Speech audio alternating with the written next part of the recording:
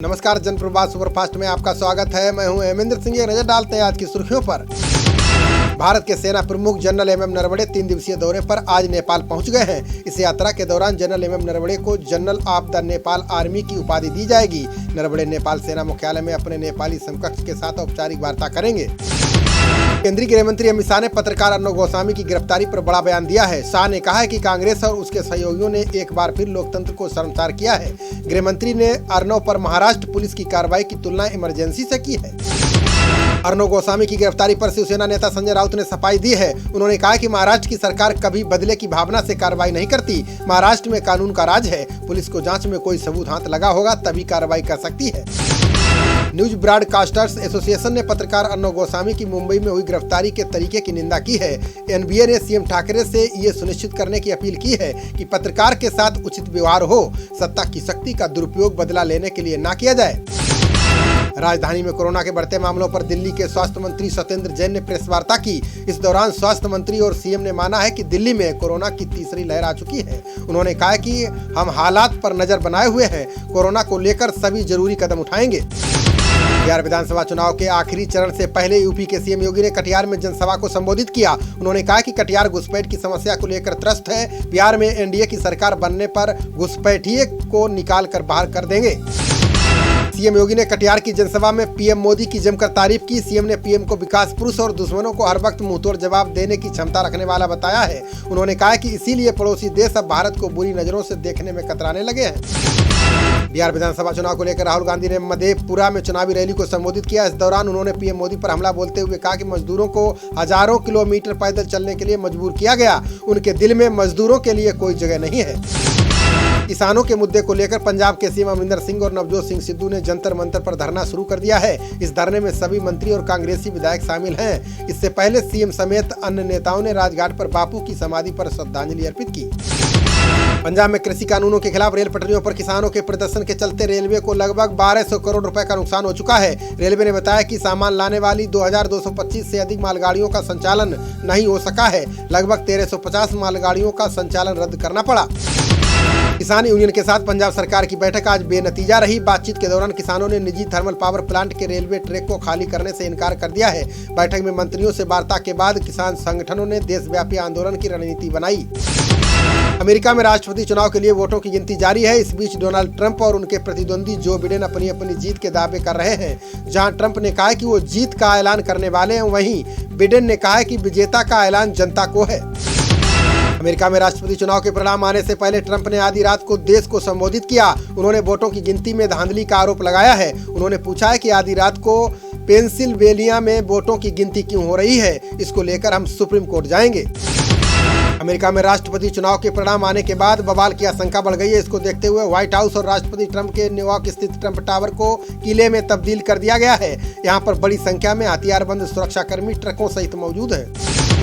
पति पत्नी के बीच गुजारे भत्ते के निर्धारण को लेकर सुप्रीम कोर्ट ने नई गाइडलाइन जारी की है। अब गुजारे भत्ते की रकम तय करने के लिए दोनों पक्षकारों को कोर्ट में कई चीजों का विवरण देना होगा, जिसके बाद ही आय का स्रोत वगैरह को देखते हुए गुजारा भत्ता दिया जाएगा।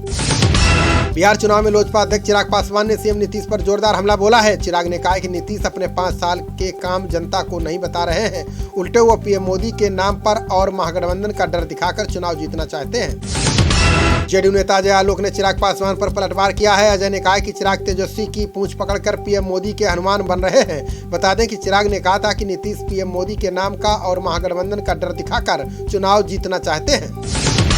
अर्नब गोस्वामी की मुंबई में गिरफ्तारी का कंगना रनौत ने विरोध किया है। कंगना ने अर्नब के समर्थन में कहा है कि महाराष्ट्र सरकार से पूछना चाहती हूं कि उनके इशारे पर पुलिस ने अर्नब गोस्वामी के घर में मारपीट क्यों की है। सरकार बताए कि वो किन किन लोगों के घर तोड़ेंगे।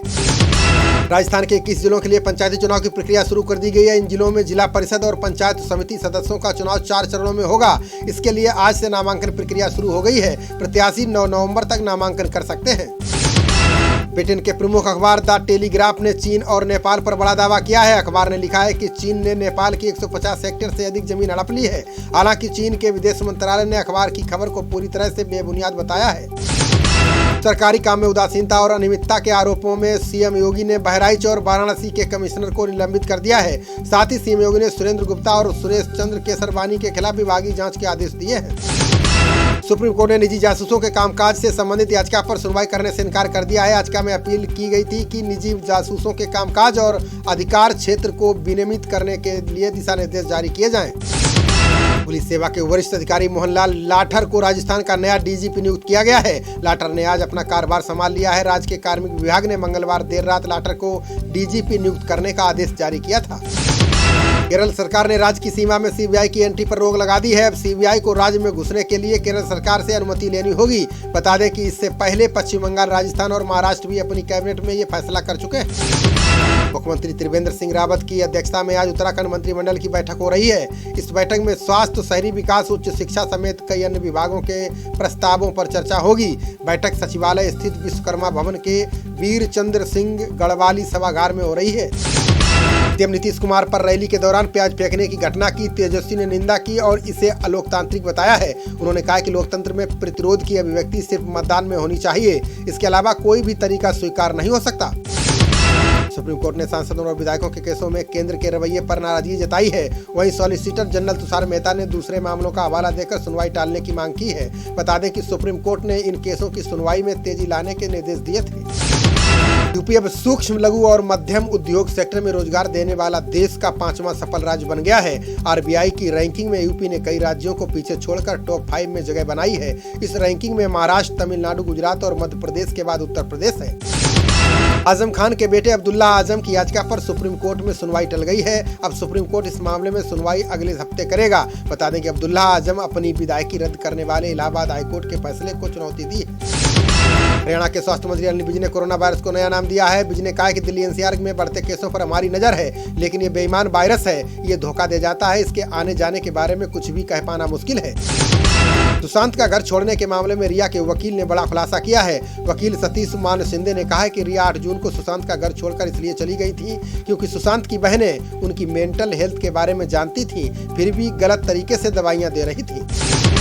केंद्र सरकार की महत्वाकांक्षी जल जीवन योजना मिशन को छत्तीसगढ़ में बड़ा झटका लगा है। भूपेश सरकार ने अनियमितताओं की शिकायत आने के बाद इस योजना की आवंटन प्रक्रिया को रद्द कर दिया है। बता दें कि सरकार 10,000 करोड़ रुपए के वर्क ऑर्डर भी बांट चुकी थी। अमेरिका के ट्रंप प्रशासन ने ताइवान को $60 करोड़ मूल्य के ड्रोन और हथियार बेचने को मंजूरी दे दी है। माना जा रहा है कि इससे चीन की नाराजगी और बढ़ेगी, जो ताइवान को अपना अलग हुआ प्रांत मानता है। इससे पहले भी वो हथियार बिक्री का विरोध जता चुका है। बॉलीवुड ड्रग्स केस में दीपिका पादुकोण की मैनेजर करिश्मा प्रकाश आज एनसीबी दफ्तर में पेश हुई। बता दें कि एनसीबी ने पूछताछ के लिए करिश्मा को समन जारी किया था। वहीं करिश्मा को कोर्ट ने उनके घर में मिले ड्रग्स मामले में अग्रिम जमानत दे दी है। अमेरिका में वैज्ञानिकों ने कोरोना की सुपर वैक्सीन बनाने का दावा किया है। इसे बनाने में यूनिवर्सिटी ऑफ वाशिंगटन के शोधकर्ता शामिल हैं। वैज्ञानिकों ने कहा कि कोरोना से लड़ने के लिए ये कई गुना अधिक एंटीबॉडी बनाती है। इसका जानवरों पर परीक्षण किया जा चुका है। खालिस्तानी आतंकियों ने दिल्ली के एयरपोर्ट को लेकर धमकी दी है। खालिस्तानी कमांडो फोर्स के आतंकी गुरु पतवंत सिंह पन्नू ने फोन पर वॉइस कॉल के जरिए धमकी दी है।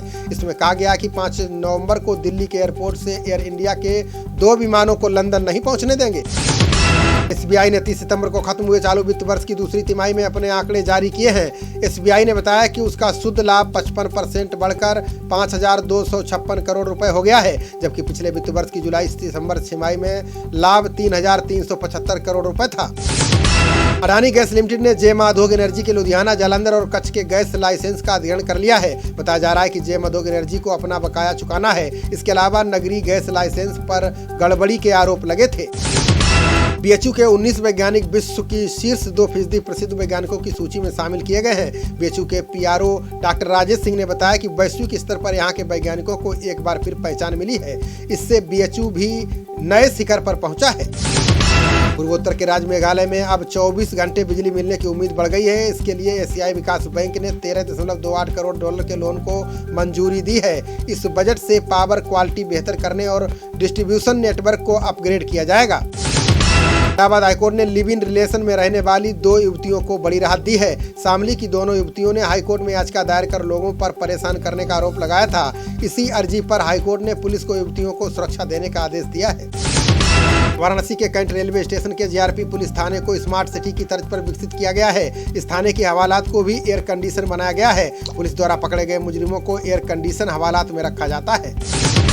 बाबा रामदेव की पतंजलि ने कोरोना किट कोरोनिल से रिकॉर्ड तोड़ 250 करोड़ रुपए की कमाई कर ली है। पतंजलि का दावा है कि पिछले 4 महीने में कोरोनिल की 25 लाख यूनिट बेची गई हैं। इसकी बिक्री देश और विदेश में हुई है। इससे 250 करोड़ का मुनाफा हुआ है।